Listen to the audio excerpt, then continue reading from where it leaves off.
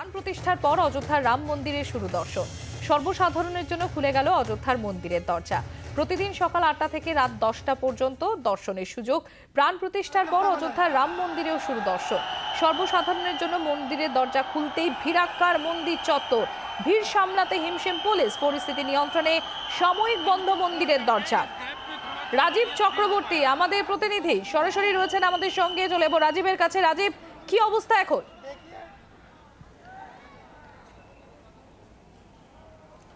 দেখো কি অবস্থা, তোমাকে বলে বোঝানো মুশকিল। তোমাকে দেখিয়ে দিতে চাইবো ছবিটা। যারা রাম ভক্ত, যারা রামের মন্দিরে দর্শনের জন্য এসছেন, যারা রামলালার দর্শন করতে চাইছেন, তারা পথে বসে আছে। আর এই পথটা রাম পথ।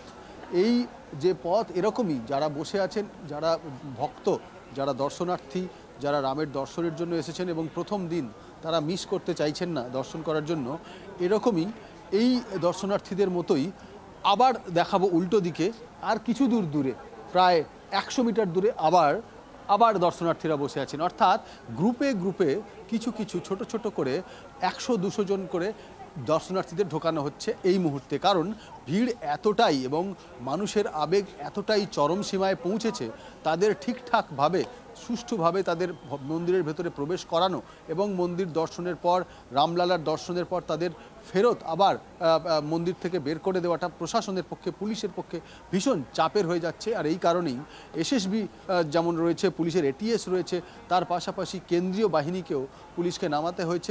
উত্তরপ্রদেশ পুলিশের তরফ থেকে বিভিন্ন সময় প্রতি মুহূর্তে নতুন ব্যবস্থাপনা গ্রহণ করতে হচ্ছে। তার কারণ রাজীব, উত্তরপ্রদেশ পুলিশের তরফ থেকে কি বলা হচ্ছে? এই যে ভিড়, এই ভিড়টা তো কোথাও এক্সপেক্টেডই ছিল।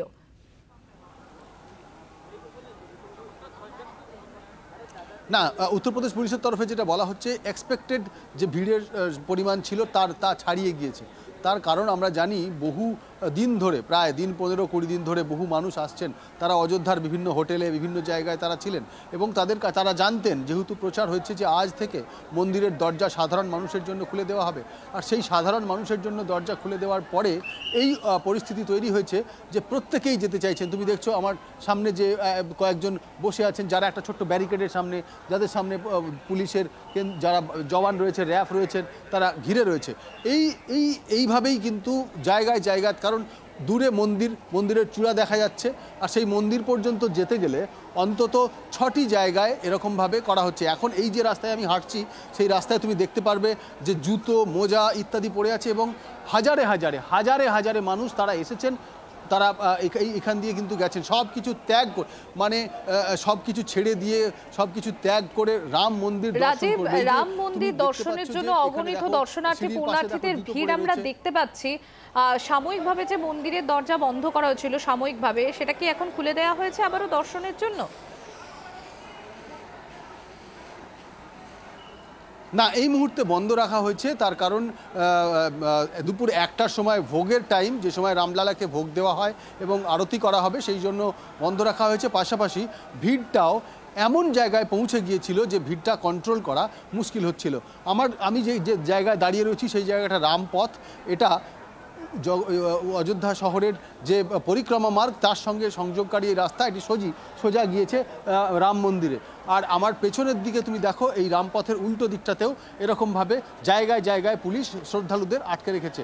এই যে দুটো জায়গার মধ্যে আমি দাঁড়িয়ে কথা বলছি, এরকমই বহু মানুষ আরও পরে এরকমভাবে আটকে আছে এবং পুলিশের তরফ থেকে কিন্তু সব রকমভাবে চেষ্টা চালানো হচ্ছে যাতে কোনো রকম কোনো বিঘ্ন না ঘটে। এবং এখনও পর্যন্ত কোনো রকম বিঘ্ন ছাড়াই বহু মানুষ দর্শন করেছে। সন্ধে নাগাদ জানা যাবে বা আর একটু পরে জানা যাবে যে কত মানুষ আজকে দর্শন করেছেন।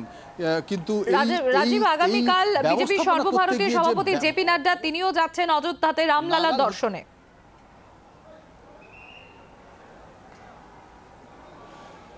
হ্যাঁ, দেখো একে ভিভিআইপিরা, আমরা জানি গতকাল ভিভিআইপিরা বেরিয়ে গিয়েছেন, ভিআইপিরাও ছিলেন, যারা আমন্ত্রিত অতিথি ছিলেন তারা বেরিয়েছেন।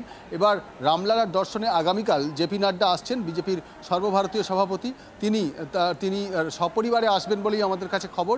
রামলালা মন্দির তিনি দর্শন করবেন এবং এই মন্দির নিয়ে যে মানুষের ভাবাবেগ জড়িত রয়েছে, যে আবেগ রয়েছে, যে উন্মাদনা রয়েছে, সেটির তিনি সাক্ষী হবেন। এবং রামলালা মন্দিরকে কেন্দ্র করে পুরো অযোধ্যায় যে গোটা দেশের বিভিন্ন জায়গায় জায়গা থেকে যে সংখ্যক মানুষ এসেছেন তাদের আবেগটাতে কিন্তু আমরা দেখেছি গতকাল রীতিমতো দীপাবলি উৎসব পালিত হয়েছে।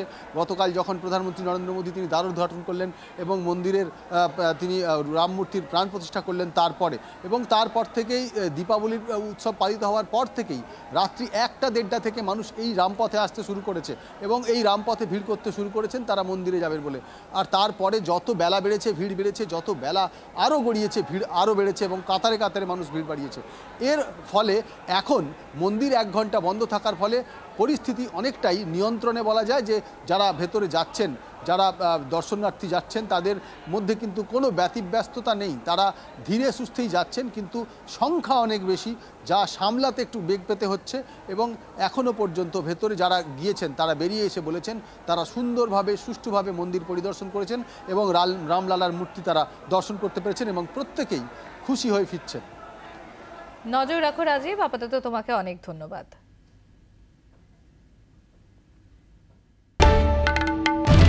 বাংলার আওয়াজ, বাঙালির আবেগ, জি 24 ঘন্টা।